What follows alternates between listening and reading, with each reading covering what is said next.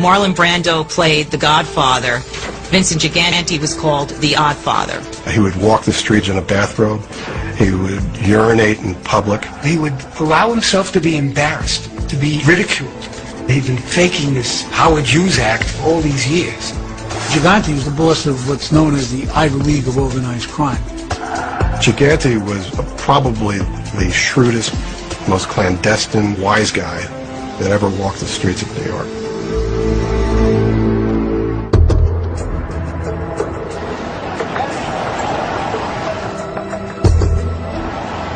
Throughout the 1980s, Vincent Chin Gigante could be seen shuffling along Sullivan Street in New York's Greenwich Village. He wore bedroom slippers and a tattered bathrobe. His hair was uncombed, and he sported a day's growth of gray whiskers. The average New Yorker assumed he was crazy. He looked like he was living the life of a psychiatric invalid, a pathetic street person who otherwise would be carrying a cup. But by the mid-1980s, state and federal investigators were beginning to think that Gigante might be very sane and very dangerous. He was often accompanied on his rambles by high-ranking members of the New York Mafia. People with names like Benny Eggs and Baldy Dom. I don't think that any powerful wise guy from another crime family or a powerful wise guy from his own crime family would want to be seen voluntarily walking around with a person who is just deranged.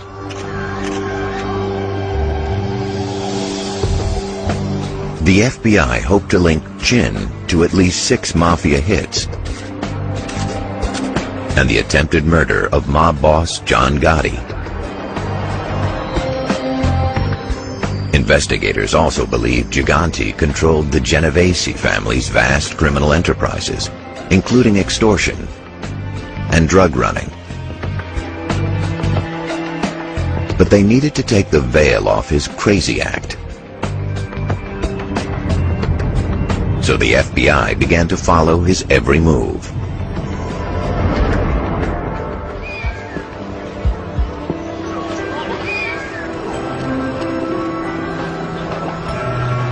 Vincent Gigante started his day in the afternoon. He emerged from 225 Sullivan Street, where he had lived with his mother on and off for more than 20 years. He had long been estranged from his wife. Although 6 feet tall and 200 pounds, Gigante looked like a frail, confused man. He wore a rumpled bathrobe and often held the arm of a friend or family member. Crossing Sullivan Street, he stepped inside an old storefront.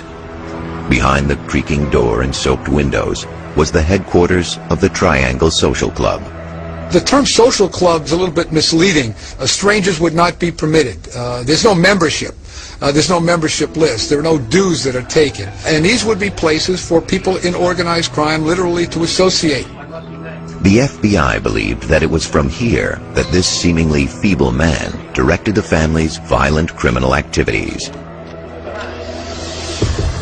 Agents were desperate to put him away. Often, at around 11 p.m., a sedan would pull up outside the club. A mobster would help Gigante into the back seat and drive him to an address on Manhattan's Upper East Side. Here, Gigante had created a second family with his mistress. This is where Chin would come late at night, sometimes 2, 3, 4 o'clock in the morning. This was occupied by Olympia Esposito and Chin and their kids. Late one night, I observed him with the bathrobe on, but I was close enough to him at the time to realize that underneath the bathrobe, he had a sharkskin suit on and a necktie. Gigante's perspective on law enforcement is that they probably would much prefer to work daytime than night shifts, and he'd reduce the risk of being surveilled if he conducted his business off hours. And he was right. In the morning, Gigante returned to his mother's home. To conceal Gigante's true role as one of the most powerful mafia dons and head of the Genovese crime family, his associates never spoke his name. If someone needed to mention him, they'd touch their chin in reference to Gigante's nickname. It was a practice that made federal wiretaps almost useless. Gigante was a remarkably shrewd boss. He created a very formidable fortress around him that made it almost impossible to put together a case with meaningful evidence to prosecute him. Once, when an FBI agent served a subpoena to Gigante's home, it was the agent who was surprised. Gigante's mother let him in. The agent walked through the apartment, and when he got to the bathroom, he observed that Gigante was in the shower, with the shower running, with an umbrella over his head and galoshes on. All of his efforts to present himself as someone other than the boss of the Genovese crime family through these maneuvers were truly effective. By November 1987, agents were investigating mob influence over Local 580 of the Ironworkers Union. They suspected that Vincent Gigante was working with other crime families to control high-level construction jobs and to fix bids on the projects. The feds used a mob underboss turned rat named Peter Savino to record conversations they hoped would incriminate Gigante. Remember Eunice here? Vincent had said, when it came time I'll mention him. He had said to go out and bid the work. After listening to more than 100 hours of coded conversations about bid rigging, extortion, and other illegal schemes, agents were able to build a case against Gigante.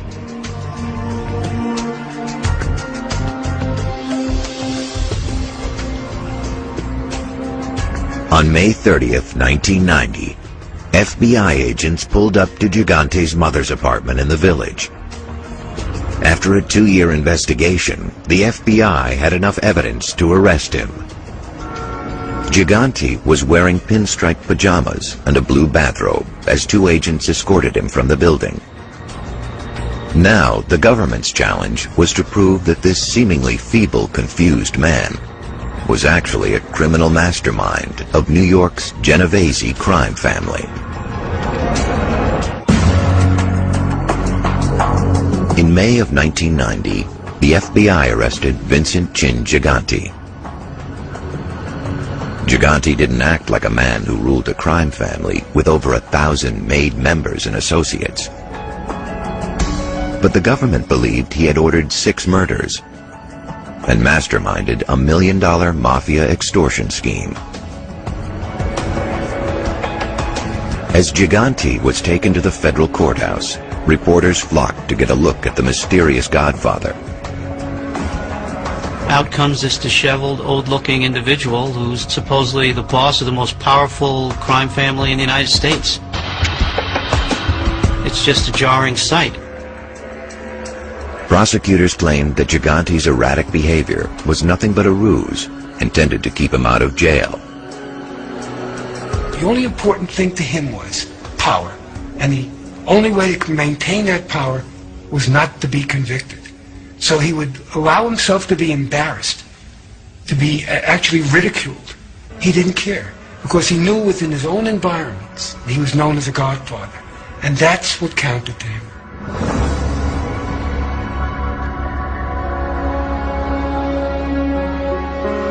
The importance of power was something Gigante had learned about growing up on the streets of Lower Manhattan. In the early 1920s, Italian immigrants Salvatore Gigante and his wife Yolanda settled in Manhattan's Greenwich Village neighborhood. It was an area of an Italian enclave in the vicinity of NYU and Washington Square Park. His parents had lived there almost from the first day they arrived from Naples. Yolanda gave birth to her son Vincent on March 29, 1928. He was one of 5 children, This did not constitute a large family among the Italian immigrants in the village. In fact, there were so many children in the neighborhood, the Gigantes had trouble calling Vincent home for supper. There were several Vinnies or Vincents in the neighborhood. Everyone would get a label, Vinny Four Eyes or Vinny Long Legs. His mother always referred to him as Chinzenzo, which is a diminutive for Vincent, and he became known as Chin, Vinny Chin. As a young boy, Chin Gigante's education began on the poor stoops and alleyways of Greenwich Village. The streets were ruled by La Cosa Nostra, or Mafia. Chin learned early that men like Vito Genovese and Lucky Luciano were to be respected and feared. If you wanted to park your truck in a spot where it could be easily unloaded, you had to pay somebody. If you wanted to get your truck loaded quickly, you had to pay somebody. In grammar school, Gigante was tall for his age, with broad shoulders and a stocky build. He applied the lessons he learned in the streets to the schoolyard. He used to extort 15 cents from kids from their lunch money of the 25 cents that their parents had given them. The kids paid up. They didn't want to deal with the Chin. In 1942, Chin Gigante dropped out after the 9th grade. At 15, he started to learn the tailor's trade. It was not at all unusual for first-generation Italian families to encourage their children to find employment as quickly as possible. But Gigante never worked as a tailor. Instead, he hung out in the village and looked for opportunities to make a quick buck. One possibility was neighborhood boxing matches or club fights. You had to sell tickets. You got a percentage of the tickets you sold in the neighborhood. Chin was good with his hands. I've heard that he won 13 out of 14 boxing matches. I've heard he won 23 out of 24. Some of those bouts, no matter what the correct numbers are, were obviously fixed. Mob guys hung out in boxing rings, always looking to get a handle or a piece on an up-and-coming young fighter. One of those mobsters was Thomas "Tommy" Ryan Eboli. Eboli liked what he saw in the young boxer and decided to become Gigante's manager. Gigante would canvass the neighborhood selling tickets for his matches and chatting up the locals. I grew up in that same era. Neighborhood fighters were like stars. They were important people. In the ring, Gigante earned a reputation as a quick-witted boxer with powerful fists. The mob took notice. Vincent Gigante was beginning to show entrepreneurial spirit at this rather young age. He was already showing how he could work for bookmakers, how he could bring income in both for them and for himself. He was showing them that he was a good worker, he was an earner, and in fact he was making his move to be part of organized crime. During his late teens and early 20s, Chin was a gangster in training. He did the things that all wise guy wannabes do when they're looking to move up in the life of crime and become, associated with the mob family of choice. He was involved in bookmaking. He was a runner. Then, in 1950, at the age of 21, Gigante found himself in the wrong place at the wrong time. He was involved in a bookmaking ring, trying to hustle bets at a college in Brooklyn. And at that time, there was a crackdown by the local district attorney. Vincent Gigante was convicted and served 60 days in a workhouse for distributing basketball betting cards to students. When he got out, the mob welcomed him back with open arms. Over the next few years, Gigante made a living as a bookie, chauffeur, and bodyguard for the Mafia's elite. But Chin was still waiting for a chance to make his mark. He was 29 when he earned the assignment that would make his career: to kill a mob boss, a godfather named Frank Costello.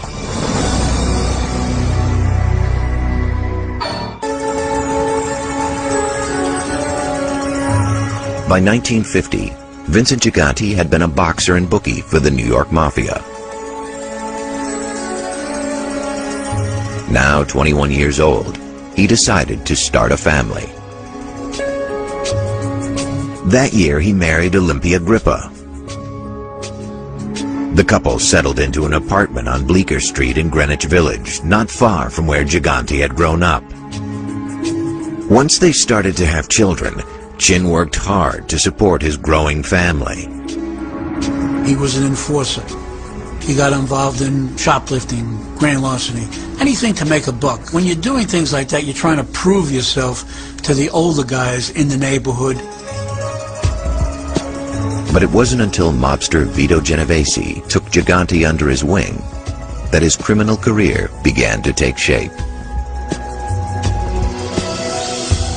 During the mid-1950s, Genovese offered the brawny former boxer an opportunity to become his chauffeur. It was sort of an apprenticeship program. He was both Genovese's driver and he was a guerrilla when it came to collecting loan shark debts, anything else. So in that way, he proved his mettle. Gigante's new mentor was himself a man with ambitions.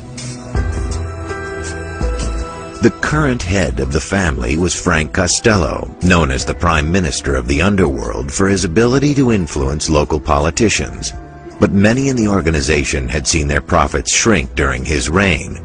Vito Genovese thought he could take advantage of the discord.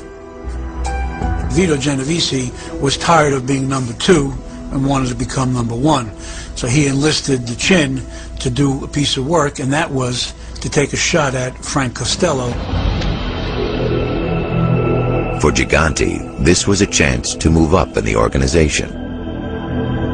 That's part of the oath when you become a made member of the Mafia, so you have to be willing to kill for this family and put this family above your own family. On the night of May 2nd, 1957, Gigante waited in the lobby of Costello's Central Park West apartment building. Costello walked through the front door and headed for his apartment. Gigante was no more than 6 feet behind when he leveled a pistol at Costello's head. But before squeezing the trigger, Gigante decided to deliver a message. Chin called out Costello's name. "This one's for you, Frank." Frank Costello turned and looked at him. His bullet missed its mark. The shot only grazed Costello's left temple. Gigante fled, while Costello managed to make his way to Roosevelt Hospital. He left several hours later with a bandage around his head and blood on his cream-colored suit. He told reporters he never saw the gunman.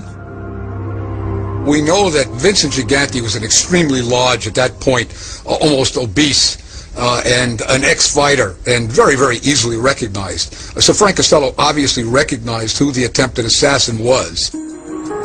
As police began to investigate the shooting, Genovese whisked his young lieutenant to a hideout in upstate New York.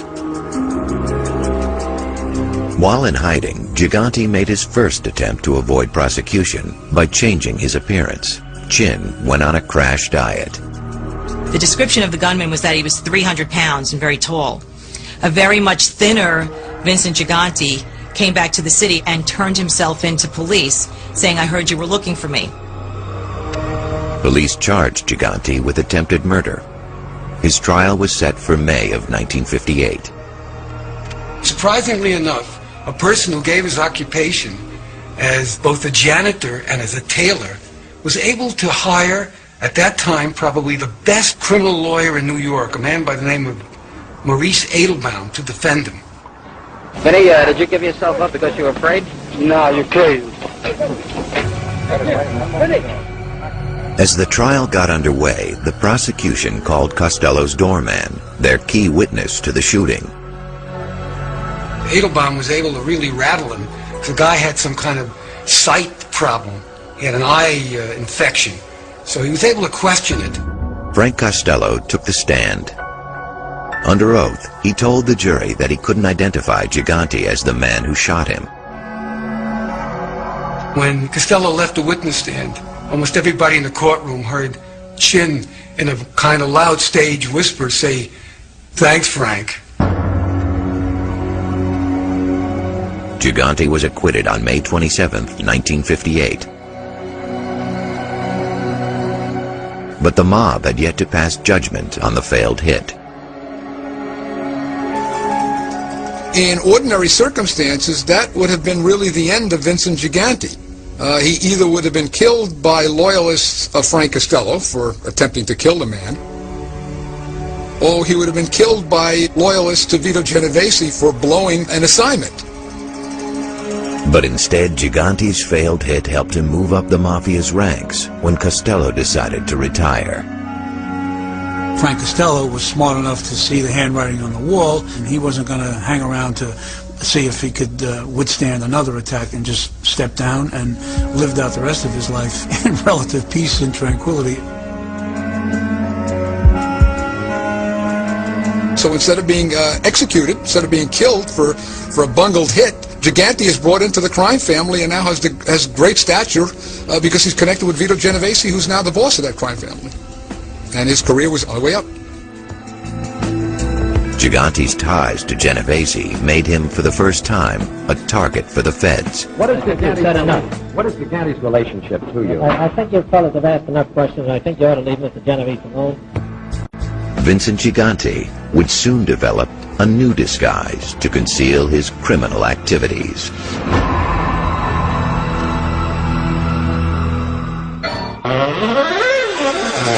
By the late 1950s, Vincent Chin Gigante's association with mob boss Vito Genovese had made him a key player in organized crime.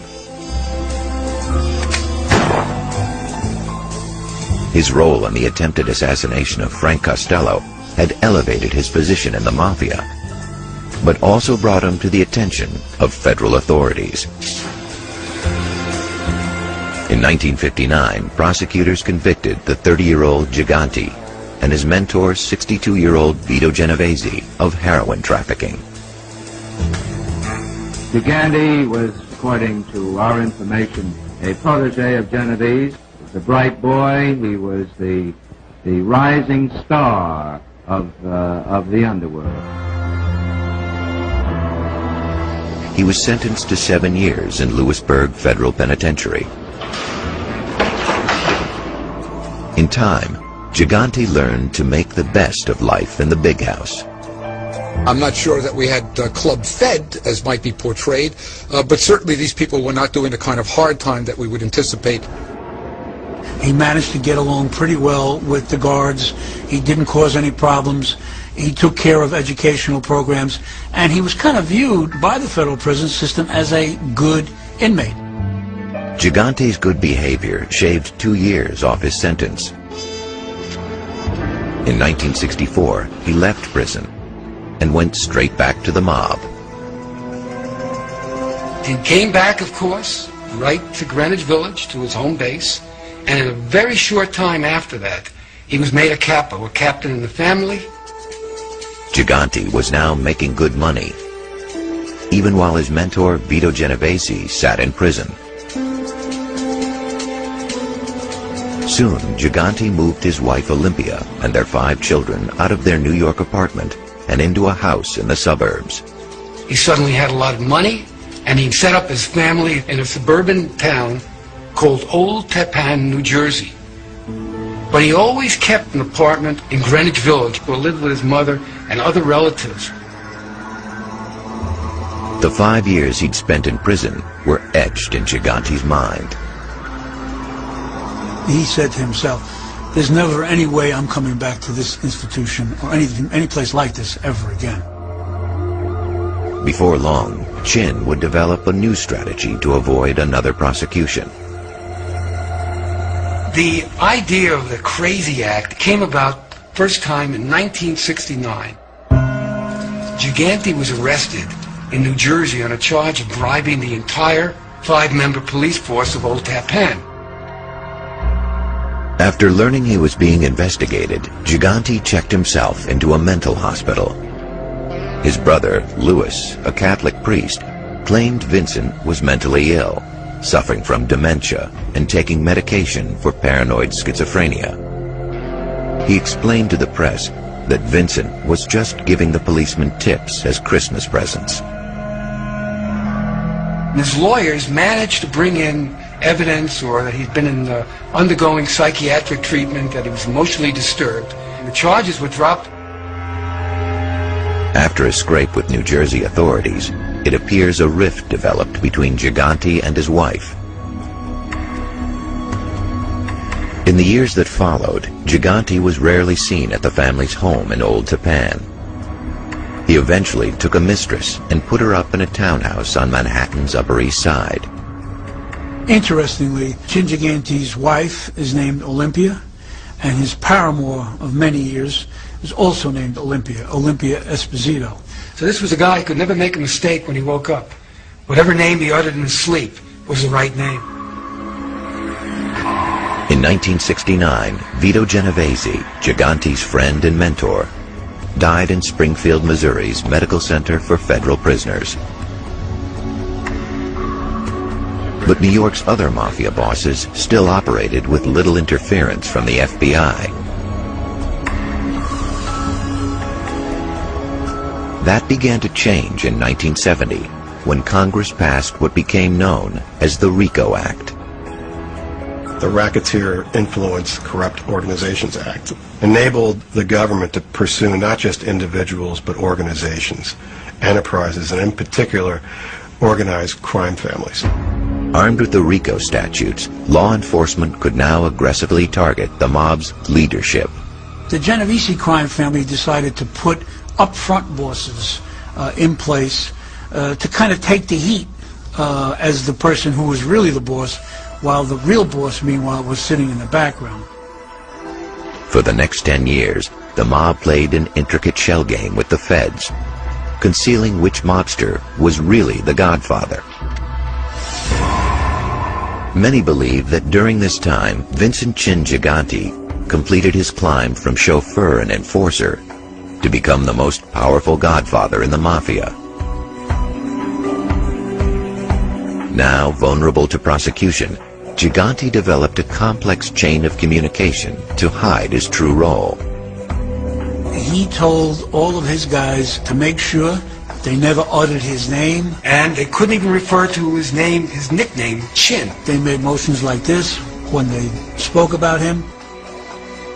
He once tried to get the Lucchese family to kill a very important member because on some tape he'd been picked up and he'd mentioned the name Chin. This was his protective shield. It was only a matter of time before someone slipped up. During the 1980s, federal investigators had successfully infiltrated the mob. By 1986, they knew Gigante was planning a hit on rival crime boss John Gotti. The FBI taped some New Jersey Genovese mobster saying they had got a contract from Chin to kill Gotti.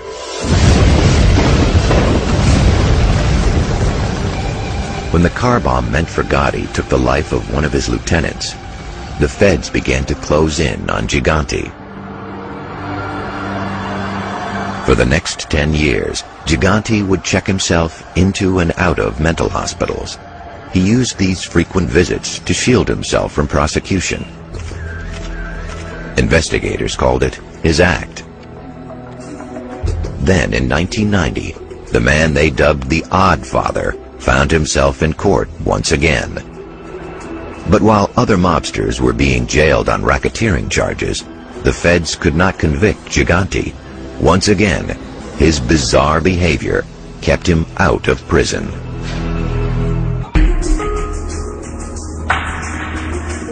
In the mid-1980s, legislation known as the RICO Act allowed federal investigators to put away mob bosses. Men like Carmine Persico, head of the New York Colombo family, and Anthony Corallo, chief of the Lucchese family.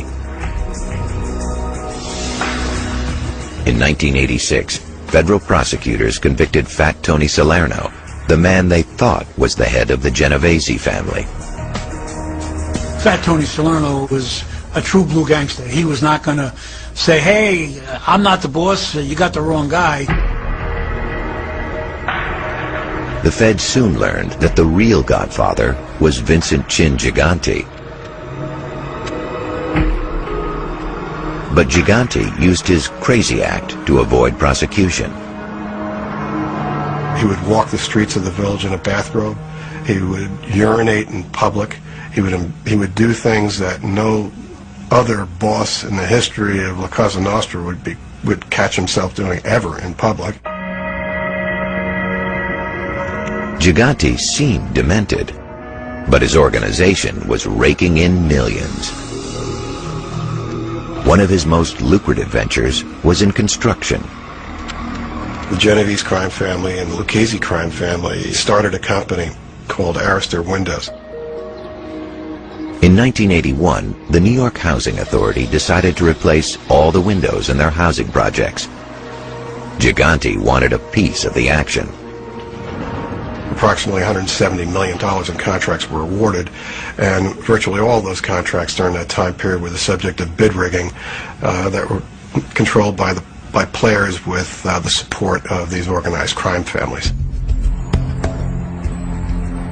When the FBI got wind of the deals, they were determined to bust the mob all the way to the top. To do it, they needed help from someone on the inside. The feds turned to another mobster, Peter Savino, who had been linked to several murders. Investigators offered to reduce his charges and put him in the witness protection program if he would become an informant. Savino, whose nickname was Blackheart, was someone who Chin Gigante had protected from retribution when guys in the crime family had told Chin that he wasn't to be trusted. Peter Savino put himself at risk for 18 months in the streets of New York, meeting with members and higher-ups of 4 crime families in New York. Investigators were able to find other evidence that corroborated Savino. 2 mobsters, Robert DiBernardo and Angelo Ruggiero, actually mentioned Gigante's nickname in connection with mafia business.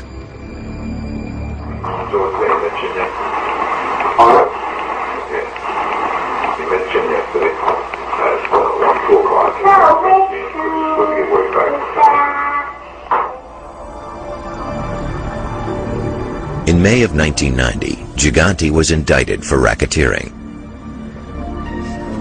Gigante's defense attorney, Barry Slotnick, claimed his client was mentally ill. The judge ordered a hearing to determine if Gigante was fit to stand trial. The government suggested 2 psychiatrists to a judge. They examined him, not in a cursory examination. They examined him, they put him in a lockup, in a federal lockup, in a hospital setting, where he was observed for 24 hours a day. Vincent Gigante would say things like, God told me not to, God told me it's cold outside, the dots of the Bender-Gestalt test make me nervous. He successfully convinced court-appointed psychiatrists that he was crazy. They diagnosed him as a paranoid schizophrenic. They said he was psychotic. They said he was childlike. They said he was regressing. The man is sick. We've been telling you this for 6 years. He's sick. He doesn't know what's going on. As the hearing continued, the prosecution showed a different side of Vincent Gigante. You look at the surveillance photos that the FBI has over the years. You see Chin Gigante wearing his ratty bathrobe. But he's smoking a cigarette in those photos, and it looks like he's chatting with associates on the street. In those surveillance photos, he doesn't look so crazy. But when you saw him in public being escorted into court, the crazy act was in full swing. Prosecutors also pointed out that Gigante had been married for 40 years while he maintained relationships with his children and his mistress, Olympia Esposito. A chronic schizophrenic would be someone who had very poor social skills, and the idea that Vincent Gigante was cultivating 2 families is incompatible with the way socially chronic schizophrenics are. Gigante sounded normal enough when the FBI wiretapped his conversations with his mistress. Oh, where you there? The barber? Oh, he probably didn't know you was in there. I know he was in there. He's on my first. You want me to take anything home? No. All right. Okay. See you later. Talk to you later. Bye. And ultimately what the court saw was that there were at least 3 lives of Vincent Gigante. There was the one that was described to a psychiatrist, where he was a person who was an invalid who lived alone with his mother. There was the Vincent Gigante who had another family they spent a lot of time with in the Upper East Side. And there was the Vincent Gigante who made regular meetings with higher-ups of the Genovese, Colombo, Gambino, and Lucchese crime families. Gigante had avoided prosecution for 7 years. Finally, in August 1996, Brooklyn's federal district court judge declared Vincent Gigante lucid and fit to stand trial. When Gigante showed up for the first day in court, he proved that he wasn't ready to abandon his act. His lips quivered, his eyes looked all over the place, his arms were shaking on occasion, his leg would twitch. The FBI put mob turncoat Sammy the Bull Gravano on the witness stand. Gravano testified that Gigante discussed killing informants and sharing extortion profits without any signs of mental illness. I always wondered if I would ever see a sign of whether he was sane or not. And usually he just was hanging his head or mumbling as they wheeled him out. But one day there was an attractive woman standing off to the side. And as they wheeled him out, he looked her up and down once over, and then he looked at me and turned away quickly. But the government's star witness was former mobster Peter Savino. Savino testified via closed-circuit television from his secret location in the Witness Protection Program. At the time of the trial, Peter Savino was deathly ill, suffering from cancer, and you could see that on many occasions Savino was sitting in a chair and he was actually in pain. Peter Savino testified nonetheless about all of his dealings with Gigante, the window industry, Local 580, homicides, you name it.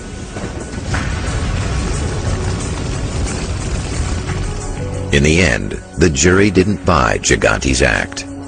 On July 25, 1997, Vincent Gigante was found guilty and sentenced to 12 years in prison. Bitter irony for Chin was 3 months later, Peter Savino died from cancer. And if Gigante had been able to hold out for another 4 months before being brought to trial, he might still be out there today instead of in a federal prison. From his prison cell, Gigante maintained control over the Genovese family. Investigators knew that if they wanted to put an end to the reign of Chin Gigante, they would have to go after him one more time.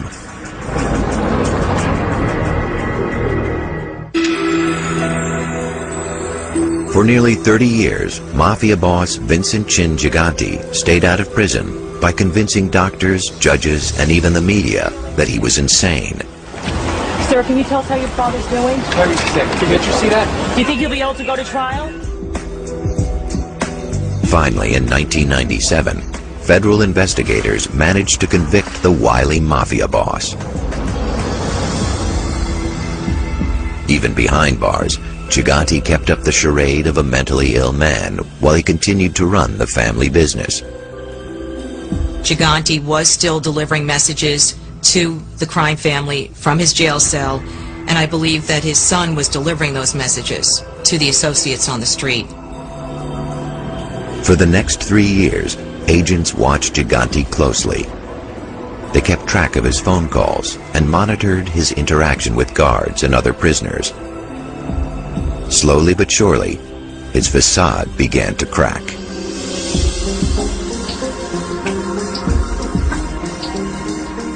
On 9/11, some other inmates were watching television, and they knew that Gigante was from New York, and they told him about it, and he then watched what everyone else watched on television, which is the planes hitting the World Trade Center, and quickly got a call through to his family to check, to make sure that everybody was okay. Of course, this was being recorded by the Bureau of Prisons. Some of those taped conversations with both his wife and his girlfriend were among those that the prosecution intended to use at trial to prove that he really was lucid and able to speak in full sentences and really knew what was going on. Investigators realized that the best way to get Gigante was to go after his family. The first thing they did was arrest his son Andrew. So in effect, even though Andrew was never a made man and he was never a soldier, Chin used him and at the same time got him implicated and got him convicted. The feds had also threatened to go after other members of Gigante's family, who for years had insisted that he was an innocent man suffering from mental illness. His family members, including Reverend Gigante, his daughters, and his sons, they would explain to the reporters any time that they were asked that their father or their brother wasn't feeling so well or wasn't in good shape. They hoped that he would get through this. The onslaught on my brother is really hurting my mother. It's hurting the whole family, that they accuse this incompetent person to be such a mobster when he hasn't been doing anything for the last 20 years but living a simple life in that little apartment. But the feds increased pressure on Gigante by collecting evidence that family members had supported his crazy act. On April 7, 2003, in a deal with prosecutors, Vincent Gigante pleaded guilty to obstructing justice. In the end, I think Gigante decided to plead guilty for two reasons. Number one, he knew there was no way he was going to beat the case. In addition, he was able to get a good plea bargain for his son Andrew. His son got 2 years and paid a $2 million fine. That's a stiff fine, but 2 years in jail for some of the crimes that they were indicted for is not a significant amount of time. And the reason why Chin agreed and pleaded guilty and admitted he'd been faking this Howard Hughes act for all these years was that he cleared his family, his personal family, his relatives. So what he did in effect was he gave them a pass. They were free. They were clear. And that was the reason he did it. On the day that Vincent Gigante's 30-year charade came to an end, reporters said he looked relieved and even blew kisses to his family. He didn't look like a mob godfather, but he looked like someone who obviously understood and fully comprehended what was going on. And that was the bottom line. After serving 12 years for racketeering and 3 years for obstruction of justice, Vincent Gigante is scheduled to be released from prison on June 28th of 2010. Only time will tell if this was the final round for the former boxer turned mafia boss. Chin comes out of good stock. His mother lived into the mid-90s. There is a good sense that he will be back out on the streets, running the crime family. Maybe not from the Triangle Social Club on Sullivan Street, but from somewhere in Greenwich Village. Under basic rules of the mafia, you're a godfather until you die, even if he's in prison. So as long as he's alive, he is still the godfather of the Genovese family. Gigante is probably the last of the old school organized crime bosses. I don't think there'll ever be another Vincent Gigante or an individual like Vincent Gigante. He really is the last of his breed.